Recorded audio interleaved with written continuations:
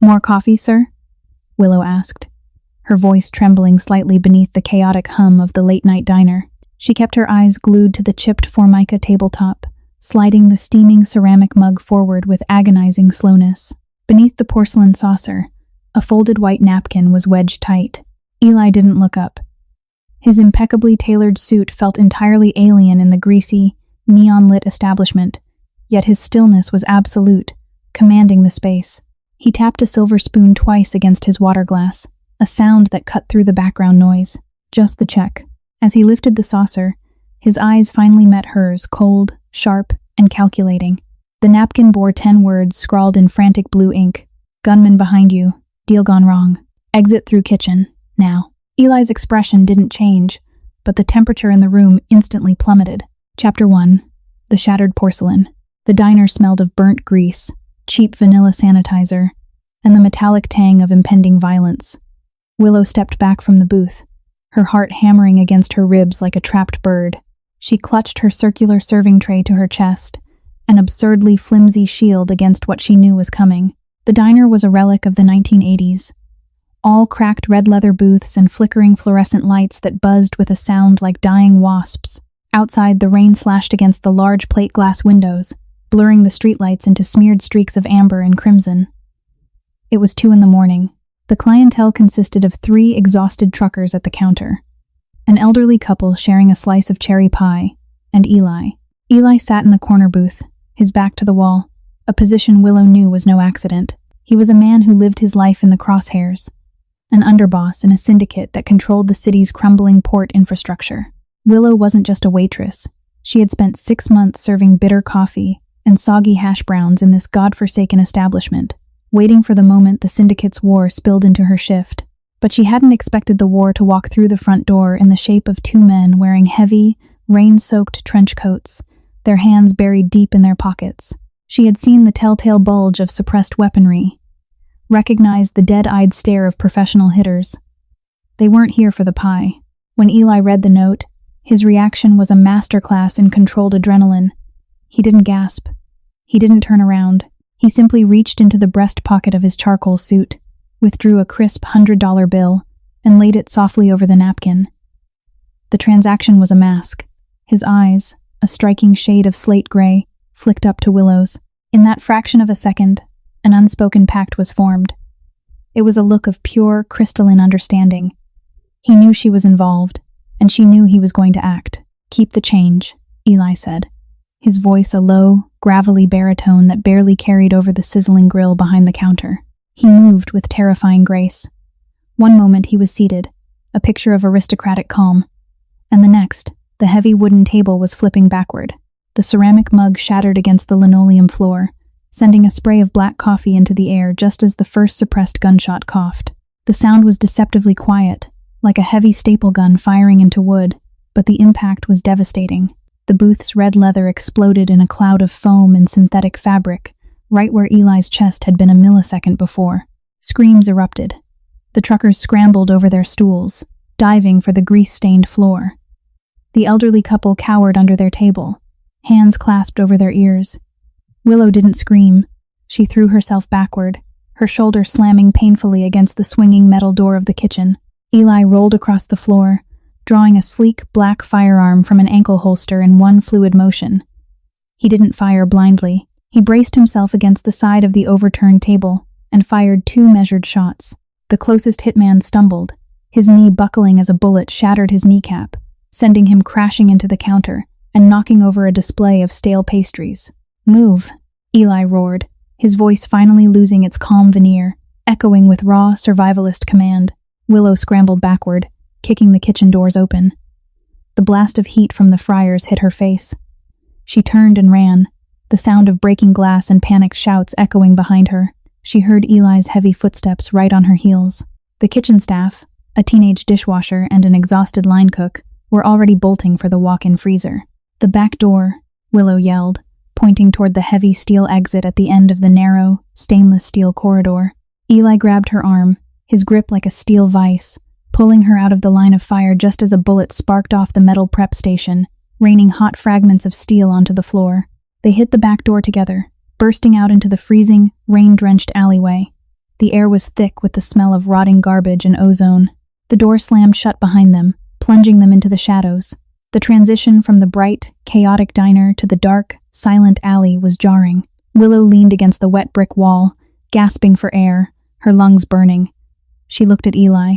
He was checking his magazine, his face illuminated only by the faint, pulsing light of a distant neon sign. He was completely unfazed, a predator merely changing its hunting ground. The deal had gone wrong, and the night had only just begun. Chapter 2. Shadows and Rainwater. The alleyway was a canyon of damp brick and rusted fire escapes, suffocatingly narrow and slick with city grime. The rain was unrelenting, a torrential downpour that soaked through Willow's thin pink uniform in seconds, plastering her hair to her cheeks. She shivered violently, the adrenaline crash beginning to set in, making her hands shake. Eli stood a few feet away, his expensive suit ruined, water cascading off his shoulders. He didn't seem to notice the cold. He was a statue carved from shadow, his head tilted slightly, listening to the muffled sounds of chaos leaking from the diner. "They'll come through that door," Eli said, his voice barely audible over the drumming rain. He slid the fresh magazine into his weapon with a sharp, definitive click. "Or they'll circle the block to cut us off. We have less than 60 seconds before this alley becomes a kill box." Willow swallowed the lump of panic in her throat. She had trained for high-stress scenarios, but the reality of bullets tearing through the air was profoundly different from simulations. "My car is parked 3 blocks east. An old blue sedan. It blends in." Eli turned his piercing gaze toward her. The dim light caught the sharp angles of his jaw and the intense, searching look in his eyes. "You're a waitress. You make minimum wage. Why did you warn me? Why didn't you just hide under the counter like everyone else?" "I don't like seeing people murdered during my shift. It ruins the tips," Willow shot back, the sarcasm an instinctual defense mechanism. She couldn't tell him the truth. She couldn't tell him she had been monitoring his syndicate's encrypted communications for weeks, that she knew this sit-down was a trap set by his own boss to eliminate him. If she revealed her hand now, he might view her as an enemy rather than an asset. Eli's eyes narrowed slightly, a microscopic shift that conveyed immense suspicion. A comedian. Perfect.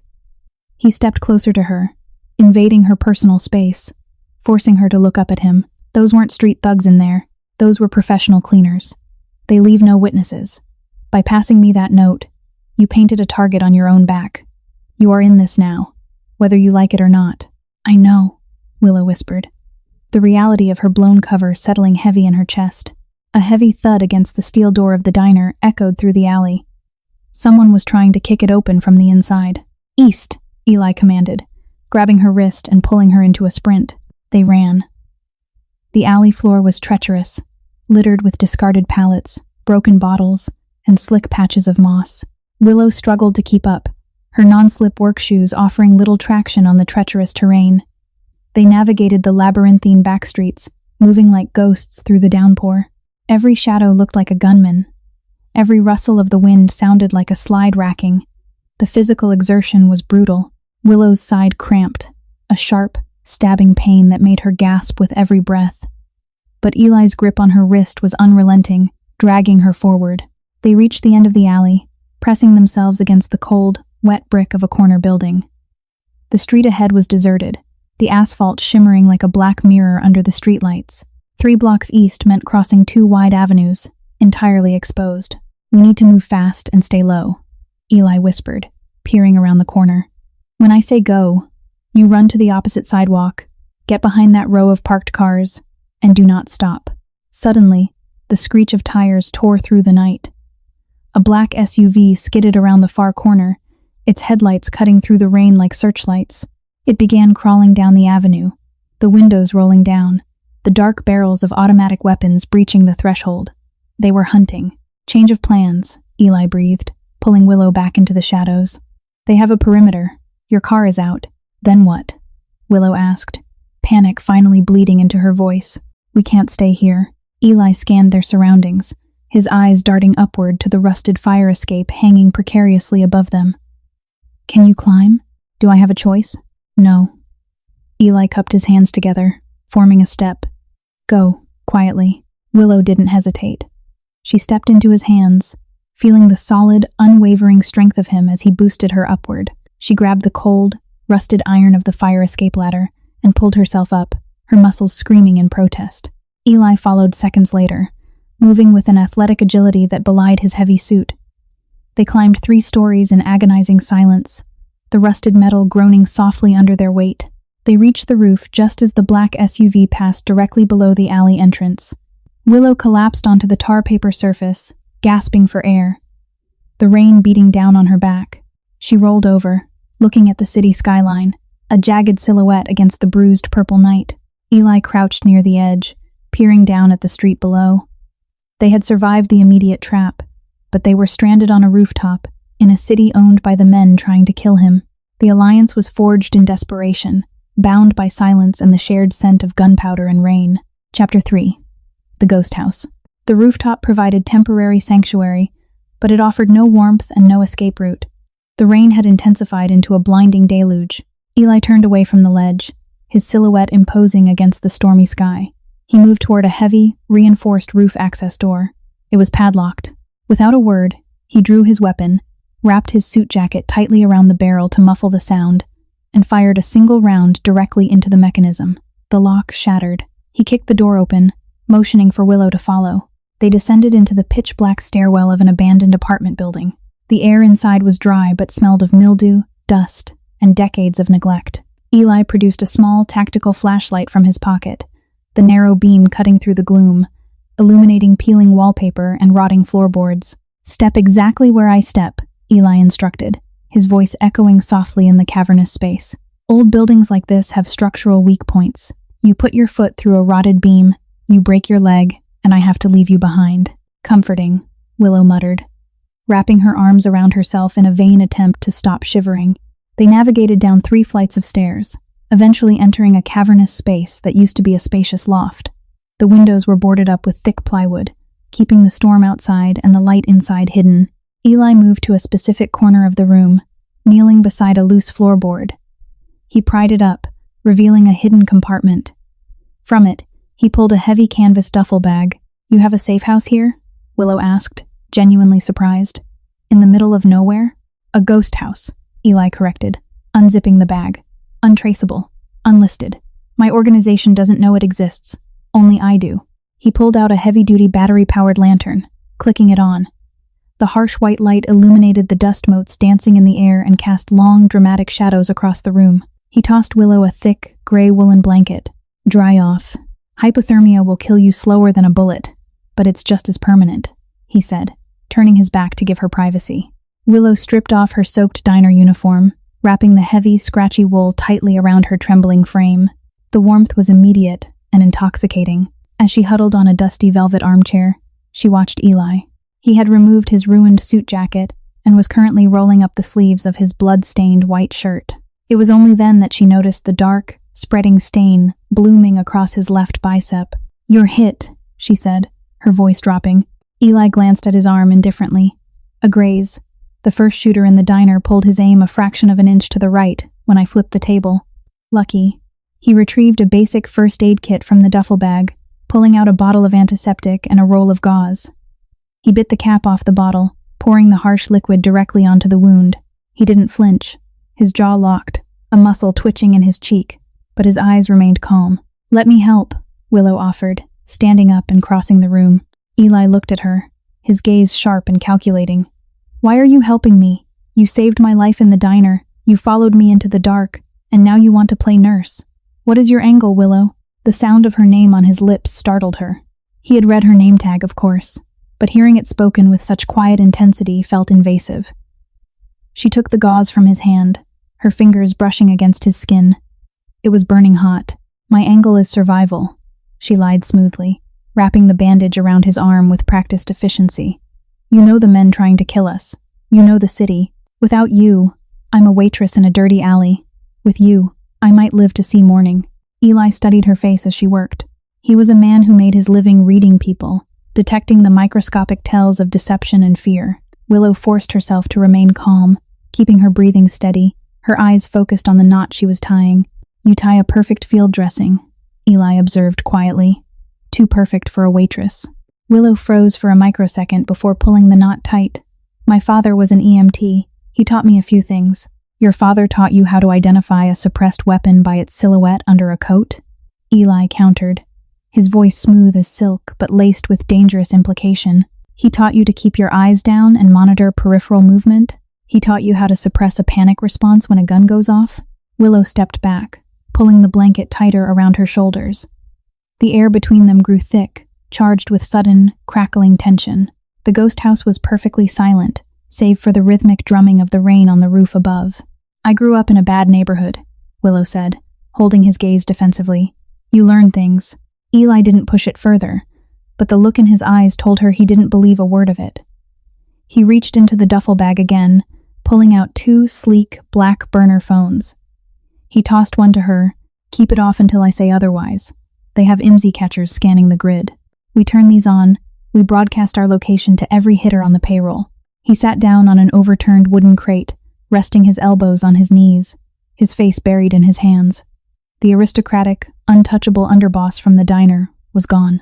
In his place was a tired, hunted man trying to solve a puzzle that involved his own murder. The deal tonight was supposed to be a handover, Eli said, speaking more to himself than to her. I was bringing the shipping manifest to the boss, proof that our East Coast operations were secure. Instead, I walk into a firing squad. Who ordered it? Willow asked, feigning ignorance. She knew exactly who ordered it. It was Marcus, the head of the syndicate, who had grown paranoid of Eli's rising influence. The only man who can afford to miss, Eli replied softly, looking up. His eyes were dark, filled with a sudden, terrifying resolve. Marcus. He thinks I'm making a play for his chair. He thinks I'm building a case against him. Willow's heart skipped a beat. She was building the case against Marcus. She was the one collecting the evidence. Did Eli know? Are you? She asked carefully.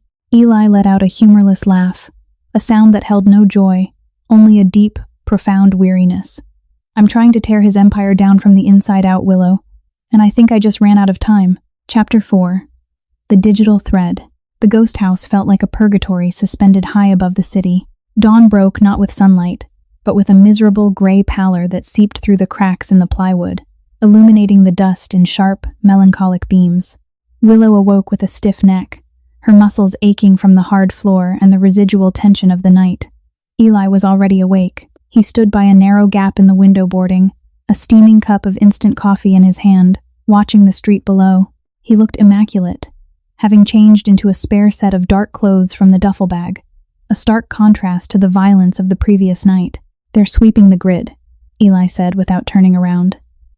I've seen 3 unmarked cars circle this block in the last hour. 2 men in each, moving slow, checking alleyways. They know we're on foot. They know we haven't breached the outer perimeter. Willow sat up, pulling the wool blanket around her shoulders. How long can we stay here?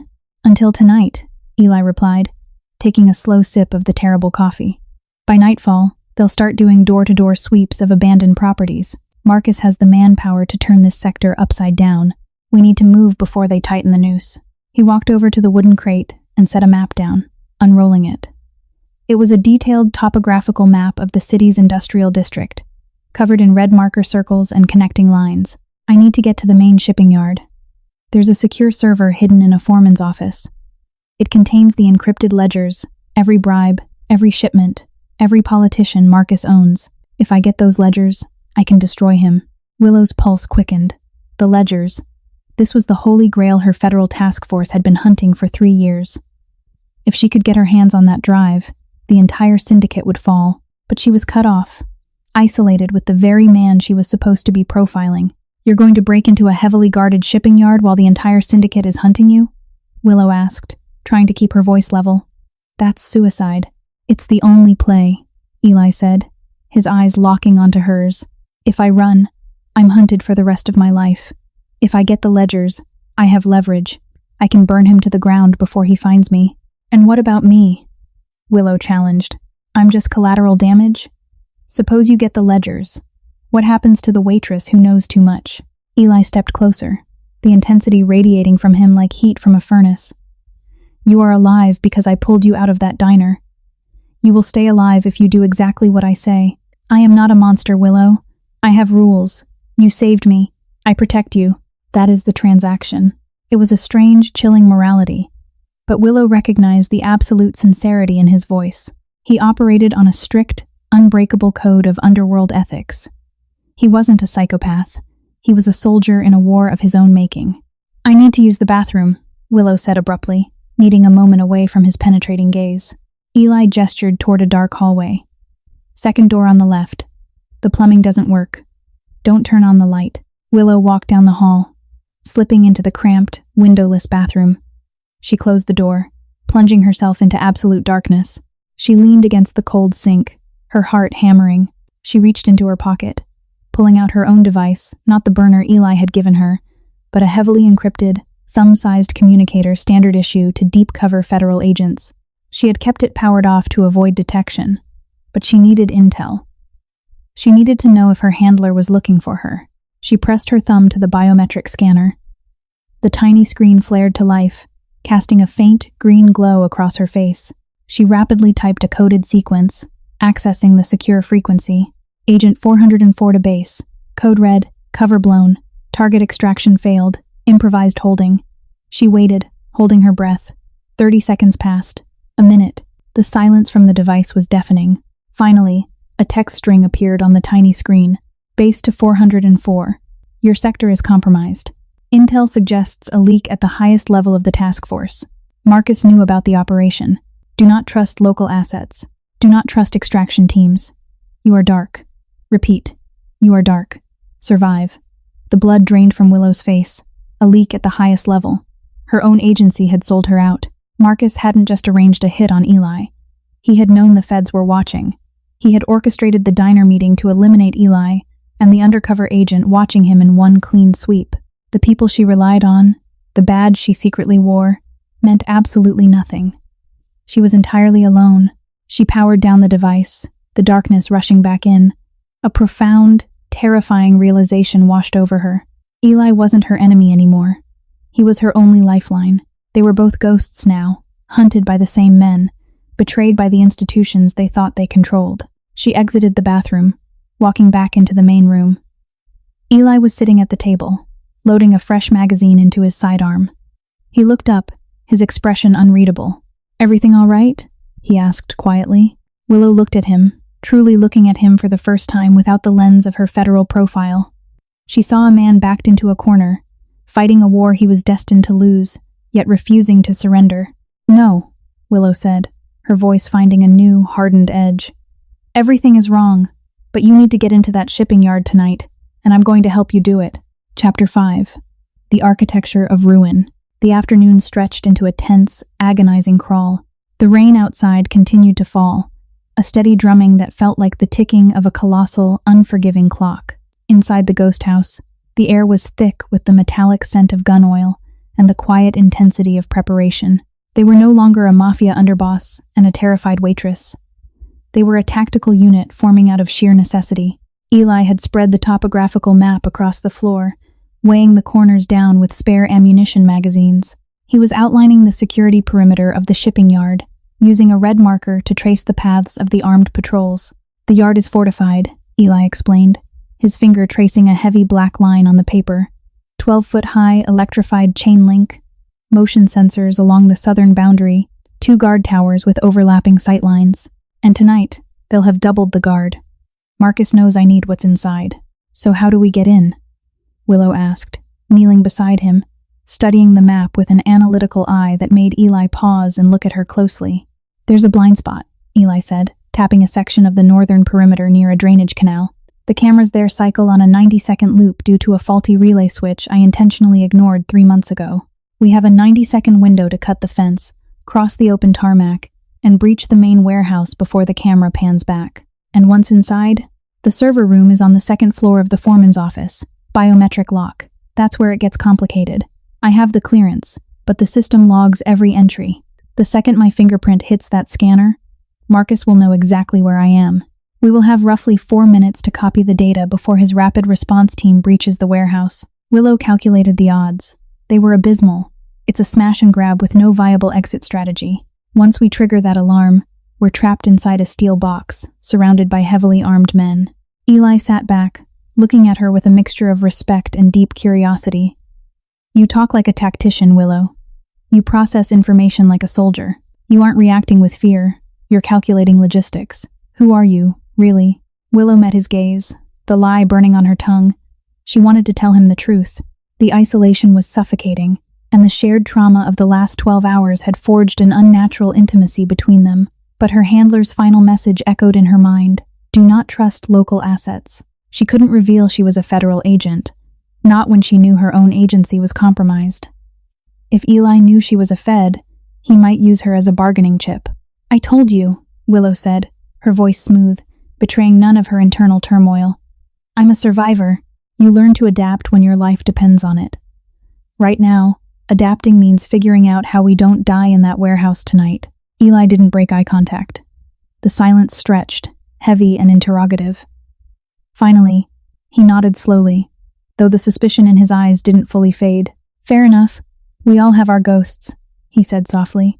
He reached into his duffel bag and pulled out a small, heavy object wrapped in black cloth.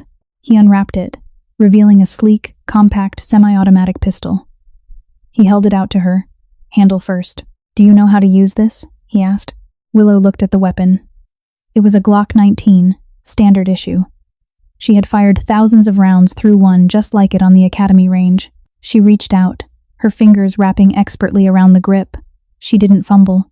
She dropped the magazine, checked the chamber to ensure it was clear, slammed the magazine back home, and racked the slide with crisp, practiced precision. She engaged the safety and set it on the map. Eli watched the entire sequence, his expression hardening. EMT father, he muttered, the sarcasm thick. Right. You want me to watch your back tonight, or do you want to interrogate me? Willow snapped, the stress finally cracking her facade. Because if I go into that yard unarmed, I'm a liability. If I have a gun, I'm an asset. You choose. Eli smiled, a genuine, albeit grim, smile that transformed his face, stripping away the ruthless underboss and revealing something intensely human beneath. Asset it is. He sat back against the wall, the adrenaline of planning giving way to a quiet, contemplative exhaustion. The gray light of the afternoon was beginning to fade into the bruised purple of twilight. Why are you doing this, Eli? Willow asked, the question slipping out before she could stop it. You have money. You have power. You could have vanished years ago. Why risk your life to tear down your own empire? Eli stared into the shadows, his eyes distant. It wasn't always an empire. When Marcus and I started, it was about survival, about protecting our neighborhood from worse predators. But power is a sickness. It rots the foundation. Marcus started trafficking things we swore we'd never touch. Narcotics. People. He paused, his jaw clenching. My younger brother got caught in the crossfire, an overdose from a bad batch of fentanyl, Marcus authorized for street distribution. He was 19. Willow felt a sudden, sharp pang of empathy. The monster she had been profiling for 6 months was driven by a profoundly human grief. I stayed in the syndicate to climb the ranks, Eli continued, his voice dropping to a whisper. I smiled at the men who killed my brother. I shook their hands. I waited until I was high enough to see the entire architecture of the ruin Marcus built. And tonight, I burn it all down.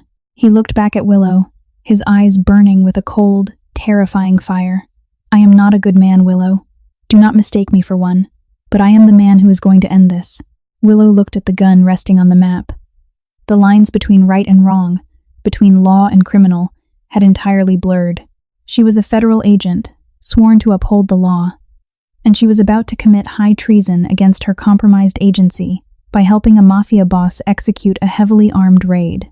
Let's review the approach route, she said, leaning over the map. The die was cast. Chapter 6. The Needle's Eye. The night was a suffocating blanket of black, the rain having finally ceased, leaving behind a heavy, humid fog that clung to the industrial district like a shroud. The air smelled of diesel fumes, damp asphalt, and rust. Willow and Eli crouched in the tall, wet weeds of the drainage canal, 100 yards from the southern perimeter of the shipping yard. The massive steel cargo containers loomed in the fog like monolithic tombstones. Eli checked his tactical watch. The illuminated dial cast a faint green glow on his sharp features. 3 minutes until the patrol passes. Then we have 90 seconds. Willow's heart hammered a frantic rhythm against her ribs. She was dressed in dark tactical gear from Eli's seemingly bottomless duffel bag, the weight of the Glock pressing reassuringly against her hip. She felt hyper-aware, every sense dialed to its absolute maximum. She could hear the hum of the high-voltage electricity coursing through the chain-link fence ahead. She could hear the distant crunch of gravel as the armed patrol approached. 2 men, clad in heavy black rain gear and carrying assault rifles, walked slowly along the perimeter path. The fog distorted their silhouettes, making them appear larger, more monstrous. Willow held her breath, pressing herself deeper into the muddy bank of the canal. The patrol passed, their flashlights sweeping lazily across the weeds, missing them by mere feet. "Wait," Eli breathed, his eyes tracking a rotating security camera mounted on a nearby steel pole. The red light blinked steadily. It rotated left, scanning the fence line, then slowly began its arc back toward the yard. "Now," Eli commanded, exploding out of the canal. Willow was right behind him. They sprinted across the open ground, their boots sinking slightly into the mud. Eli reached the fence, producing a pair of heavy, insulated bolt cutters. With terrifying speed and strength, he snipped the heavy metal links, creating a hole just large enough for a person to squeeze through. "Go," he hissed. Willow dove through the jagged opening, tearing the shoulder of her tactical shirt on a sharp piece of wire. Eli slid through a second later, pulling the cut fencing back into place to obscure the breach. They pressed themselves flat against the side of a massive, rusted shipping container, just as the camera completed its 90-second loop, its red eye sweeping blindly past the spot where they had stood seconds before. They were inside. The shipping yard was a labyrinth of steel canyons. They moved with absolute silence, communicating solely through hand signals. Eli navigated the complex maze of containers with practiced ease, leading them deeper into the heart of the facility. The sheer scale of the operation was staggering. Millions of dollars of illicit cargo moved through this hub, the lifeblood of Marcus's empire. They reached the edge of the central clearing. Across a 50-yard expanse of open tarmac stood the main warehouse, a massive, corrugated steel structure, bathed in the harsh glare of halogen floodlights. 2 heavily armed guards stood flanking the main loading doors, smoking cigarettes and chatting idly. "The server room is on the 2nd floor, north corner," Eli whispered, pointing to a single, dark window high above the warehouse floor. "We can't go through the front. There's a maintenance access hatch on the roof." "How do we get to the roof?" Willow asked, scanning the sheer steel walls of the warehouse. "We climb," Eli said, gesturing toward a stack of shipping containers that formed an uneven staircase leading toward the warehouse roof. It was a perilous ascent. The metal was slick with moisture, and a single slip would mean a 30-foot fall onto solid concrete. Eli went first, moving with the agility of a panther, finding handholds where none seemed to exist. Willow followed, forcing herself not to look down, focusing entirely on placing her hands and feet exactly where Eli had placed his. Her muscles burned, her lungs screaming for oxygen in the damp air. They reached the top container, jumping a 3-foot gap to land softly on the flat, tar-papered roof of the warehouse. The hum of massive HVAC units masked the sound of their landing. Eli moved swiftly to a small, raised maintenance hatch. It was locked. He didn't use a gun this time. He produced a set of lockpicks, working the mechanism with surprising delicacy. A heavy clack signaled his success. He lifted the heavy metal lid. Below them lay the cavernous interior of the warehouse. It was dimly lit, rows upon rows of wooden crates and pallets stretching into the shadows. The silence was heavy, oppressive. Eli lowered himself through the hatch, dropping silently onto a metal catwalk that ran along the ceiling. Willow followed, feeling the vibration of the structure beneath her boots. They moved along the catwalk, staying low, the metal grating cold beneath their hands. Below them, a forklift moved sluggishly across the floor, driven by a lone worker, unaware of the ghosts suspended above him. They reached the end of the catwalk, arriving at a locked steel door marked Foreman, authorized personnel only. This was the needle's eye, the point of no return. Eli looked at Willow, his eyes locking onto hers in the dim light.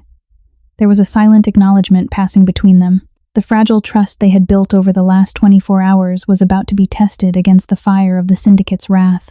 4 minutes, Eli whispered, resting his thumb over the biometric scanner next to the door. "The second I press this, the clock starts. Are you ready?" Willow drew her weapon, gripping it with both hands, her stance perfect. She wasn't a waitress. She wasn't a scared civilian. She was an agent of justice, standing shoulder to shoulder with a criminal to take down a monster. Do it, she breathed. Eli pressed his thumb to the scanner. A sharp beep echoed in the quiet hallway. The heavy steel door clicked open with a pneumatic hiss. Deep within the warehouse, a shrill, piercing alarm began to scream. The infiltration was over. The war had begun. Chapter 7. The Unmasking. The alarm was a physical assault, a deafening, cyclical wail that reverberated through the steel bones of the warehouse. Red strobe lights flared to life, bathing the server room in a chaotic, bloody glow. The room was sterile and cold, filled with rows of humming black server racks. Eli moved with frantic precision. He lunged toward the primary terminal, pulling a small, heavy-duty external hard drive from his pocket. He slammed it into a port and began typing a cascade of override commands across the keyboard. 3 minutes and 40 seconds, Eli shouted over the alarm. Watch the door. Willow took her position by the doorframe, angling her body to minimize her profile. She aimed her weapon down the long, narrow catwalk. Below them, the warehouse floor was erupting in chaos. Shouts echoed over the alarm. Heavy boots pounded against concrete. Flashlights swept erratically through the dark aisles. The rapid response team was mobilizing faster than anticipated. Data transfer initiating. Eli yelled, his eyes glued to the progress bar crawling across the screen. It's slow. The encryption is fighting back. We don't have time for slow, Willow called back, watching 2 armed men burst from a stairwell at the far end of the catwalk. Hold them off. The men spotted her silhouette against the flashing red lights of the server room. They didn't shout a warning. They raised their weapons and fired. The concrete wall beside Willow's head exploded, showering her with plaster dust.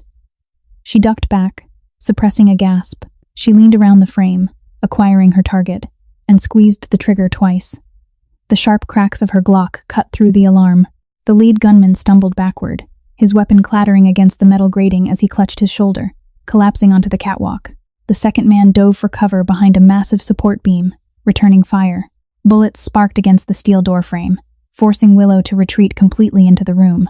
Eli, she screamed over the din. They're on the catwalk. We are trapped. 60%, Eli yelled, his fingers flying across the keyboard, bypassing security protocols manually to speed the download. Suddenly, the firing stopped. The silence that followed, beneath the wailing alarm, was infinitely more terrifying. Heavy footsteps approached the door, slowly, deliberately. Hold your fire, a voice commanded from the catwalk. It was a smooth, educated voice, laced with cruel amusement. Well, if it isn't the prodigal son. And he brought his new girlfriend. Eli froze. The color drained from his face. He stepped away from the terminal, his hand hovering over his sidearm. Silas. A man stepped into the door. Here they, his hands raised in a mock gesture of surrender, though a dozen armed men stood in the shadows behind him, rifles trained on the room. Silas was Marcus's chief enforcer, a man known for his surgical cruelty. He wore a tailored suit perfectly identical to the one Eli had ruined the night before. Marcus sends his regards. Eli, Silas said, stepping into the red-lit room. He didn't look at Eli. His eyes were fixed entirely on Willow. And he sends his profound disappointment to you, Agent Thorne. Willow's blood turned to ice, her real name, spoken aloud in a room full of killers. Agent? Eli repeated, his voice dangerously low. He turned his head slowly, looking at Willow, his slate-gray eyes wide with a horrific realization. Oh, he didn't know? Silas laughed, a dry, rasping sound. That is tragic. Yes, Eli. Your little waitress here is Special Agent Willow Thorne, FBI Organized Crime Division. She's been building a RICO case against us for 6 months. She was supposed to die in the diner with you, cleaning up Marcus's loose ends. Willow couldn't breathe. The room spun. The betrayal was total. Silas knew. Marcus knew. Her own agency had fed her to the wolves. She looked at Eli. The fragile trust they had built, the shared survival, shattered in an instant. Eli's expression was a mask of pure, absolute betrayal. The man who lived by a strict code of loyalty had been deceived by the one person he had chosen to protect. You're a Fed, Eli whispered, the words tasting like ash in his mouth. Eli, listen to me, Willow pleaded, taking a step toward him, lowering her weapon slightly. My agency is compromised. Marcus bought someone at the top. I didn't know they set you up. I didn't know I was a target until tonight. I am trapped here just like you. A lie built on a lie, Eli said, his voice terrifyingly calm. He drew his weapon, aiming it squarely at Willow's chest. Do it, Eli. Silas urged, stepping closer. Kill the Fed. Show Marcus you understand where your loyalties lie. Give me the drive. Walk out of here, and you live. You take your old seat at the table. We blame the breach on her. It's a clean narrative. It was the ultimate temptation. The perfect out. Eli could sacrifice her, secure his own life, and walk away back into the darkness he had tried to escape. Willow stared down the barrel of Eli's gun. She didn't raise hers. She accepted her fate. If you do it, the ledgers burn, she said quietly, maintaining eye contact with the man she had betrayed. Marcus wins. Your brother died for nothing. Eli's finger tightened on the trigger. The red strobe light flashed, illuminating the sweat on his brow, the raw agony in his eyes. He looked at Silas, the smirking architect of his misery. He looked at the computer screen. Download. Complete. 100%. You're right, Silas, Eli said softly. It is a clean narrative. In a movement faster than the eye could track, Eli pivoted. He didn't fire at Willow. He fired point blank into Silas's chest. The enforcer's smirk vanished in an instant of shock as the impact threw him backward through the doorway, crashing heavily onto the metal catwalk. Take the drive, Eli roared, diving behind the server rack as the doorway erupted in a hail of automatic gunfire from Silas's men. Willow didn't hesitate.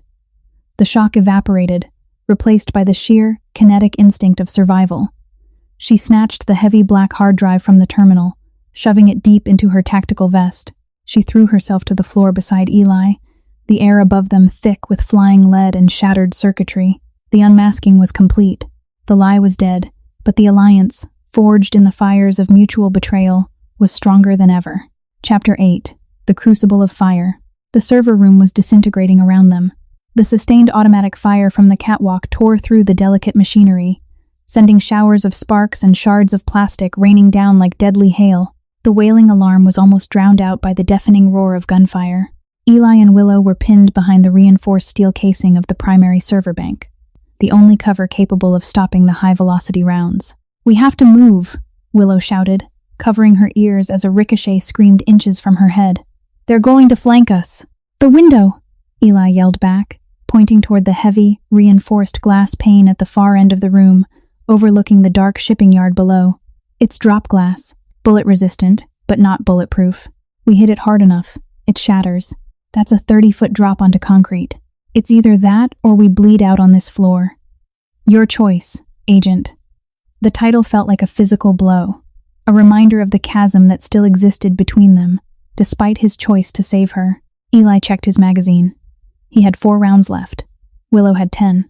The men outside were reloading, the momentary lull in firing signaling their advance. Heavy boots crunched on the shattered glass of the doorway. They were entering the room. "On 3, Eli commanded, his voice tight with adrenaline. "I provide covering fire. You sprint for the window. Do not stop. Do not look back. Jump." "I'm not leaving you," Willow protested, her heart hammering against her ribs. Eli grabbed her vest, pulling her close, his slate-gray eyes burning with an intensity she had never seen. "You have the drive, Willow. You have the evidence that destroys Marcus.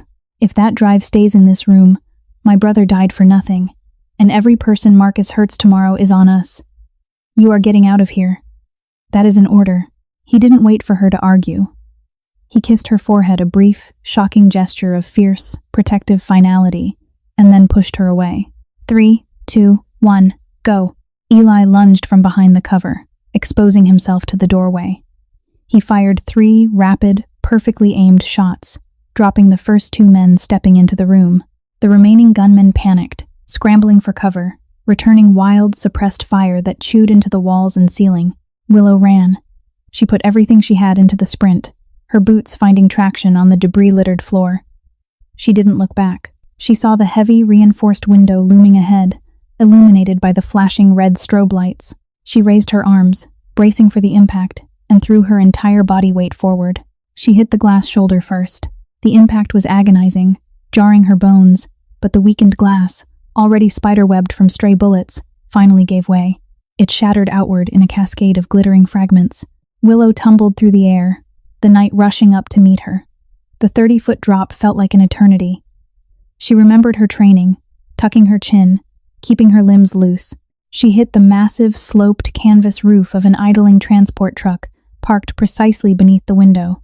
The heavy fabric bowed, absorbing the brunt of the impact, before she bounced and rolled violently off the side, crashing onto the wet asphalt. Pain exploded in her left leg, a sharp, white-hot agony that made her gasp. She lay stunned for a second, the rain mixing with the blood trickling from a cut on her forehead. She gasped for air, forcing herself to roll over. Above her, the shattered window of the server room was a portal into hell. Gunfire flashed incessantly. She saw Eli's silhouette through the smoke, moving with desperate, lethal grace, holding off a dozen men. He was fighting a rearguard action, buying her the precious seconds she needed to escape. "Eli!" she screamed, his name tearing from her throat, a sound of pure, unadulterated anguish. She saw him glance toward the window. He was out of ammunition. He tossed the empty weapon aside. 2 men rushed him. He engaged them in brutal, hand-to-hand combat, his silhouette a blur of motion against the red light, but there were too many. Another figure stepped into the frame, raising a heavy rifle. Willow scrambled backward, her hands slick with rain and blood. She dragged herself toward the shadowed labyrinth of the shipping containers, her injured leg dragging uselessly behind her. She had to protect the drive. She had to honor his sacrifice. A massive explosion suddenly rocked the warehouse. The force of the blast blew out the remaining windows, sending a shockwave of heat and sound rippling across the yard. Eli had triggered the server room's localized halon fire suppression system, overloading it to combust the massive battery backups. A fireball erupted from the second floor, consuming the room, the men, and the silhouette of the underboss who had chosen a badge over his own life. Willow collapsed behind a steel container, sobbing violently into the damp asphalt. The night sky rained ash and burning embers. The alarm continued its mournful wail, a requiem for the ghosts of the industrial yard. She pressed her hand against the heavy plastic casing of the hard drive through her vest. It was still there. The price had been astronomical, paid in blood and fire, but she had the key to Marcus's destruction. She hauled herself upright, leaning heavily against the steel wall, and began the long, agonizing limp into the shadows, leaving the burning ruin of Eli's empire behind. Chapter 9. Ashes and Echoes. The fallout was biblical. Armed with the decrypted ledgers from the hard drive, Willow didn't go to her handler. She knew the rot went to the top. Instead, she limped into the federal prosecutor's office of a neighboring district, a woman she knew was untouchable, bleeding onto the marble floor, and dropped the hard drive on her desk. Within 48 hours, Marcus's empire collapsed. The arrests were synchronized, a massive, sweeping operation that decapitated the syndicate and purged the corrupt federal agents who had protected it. Marcus was taken in his pajamas, dragged from his luxury penthouse in handcuffs, looking old, frail, and terrified. The news cycle was a continuous loop of indictments, seized assets, and breathless commentary about the anonymous hero who had brought down the city's most untouchable crime lord. Willow resigned from the bureau the day Marcus was sentenced to 3 consecutive life terms. She couldn't wear the badge anymore. Not after knowing how easily it could be tarnished. Not after the cost it exacted. 6 months later, the diner was located in a small, coastal town 300 miles away from the city. It smelled of sea salt, old wood, and fresh cherry pie. It was a quiet place, entirely devoid of neon or shadows. Willow stood behind the counter, wiping down the laminated surface with a damp cloth. She wore a simple blue apron over a white t-shirt. Her hair was pulled back, her face devoid of the hardened edge she had carried for so long. She had traded the adrenaline of the undercover life for the mundane, comforting rhythm of pouring coffee and clearing plates. The bell above the door jingled, signaling a customer. It was a quiet Tuesday afternoon. The diner was mostly empty. "Be right with you," Willow called out without looking up, continuing to wipe a stubborn coffee stain. She heard the soft, deliberate sound of footsteps approaching the counter. A customer took a seat on one of the red vinyl stools. She grabbed a fresh mug and a menu, finally looking up with a practiced, polite smile. The mug slipped from her fingers. It shattered against the tile floor, a sharp, violent sound that instantly transported her back to a greasy diner, a gunshot, and the smell of rain. Sitting across from her was a man wearing a simple, faded denim jacket and a gray t-shirt. He looked older, tired, and a jagged, pale scar ran down the left side of his jaw, a brutal souvenir from a fire he wasn't supposed to survive. His slate-gray eyes were exactly as she remembered them, sharp, calculating, but now, remarkably calm. Ellie. Willow couldn't breathe. She gripped the edge of the counter, her knuckles turning white, her mind struggling to process the impossible sight before her. She had seen the warehouse explode. She had mourned him in silence for half a year. Eli didn't say a word. He didn't smile. He simply reached into the breast pocket of his jacket, withdrawing a crisp $100 bill. He placed it softly on the laminated counter. Beneath the bill, a small folded white napkin was wedged tight. He tapped his finger twice on the counter, stood up, and walked toward the exit without looking back. Willow's hands shook uncontrollably as she reached for the napkin. She slid it out from under the bill, unfolding the cheap paper. There were only 4 words written in steady, familiar blue ink. "The check is paid." Willow looked up. The door swung shut, the bell jingling a final, cheerful note. Through the front window, she saw Eli walking down the sunlit street, melting seamlessly into the crowd, a ghost finally finding his peace. A tear, hot and unbidden, slipped down her cheek. She folded the napkin carefully, slipping it into her apron pocket, and reached for a broom to sweep up the shattered porcelain. The war was over, and they had both survived. Sometimes, the lines between hero and villain blur into a messy gray, proving that true redemption often requires walking through fire, and loyalty is proved not by the badge we wear, but by the sacrifices we are willing to make for one another. Eli and Willow found their humanity in the darkest of places, reminding us that even in a world built on lies, a single act of terrifying truth can shatter an empire. If this gritty, high-stakes story of betrayal, sacrifice, and unexpected alliances kept you on the edge of your seat, please drop a like, share this tale with your fellow thriller enthusiasts, and subscribe to the channel for more immersive, cinematic stories that dive deep into the shadows.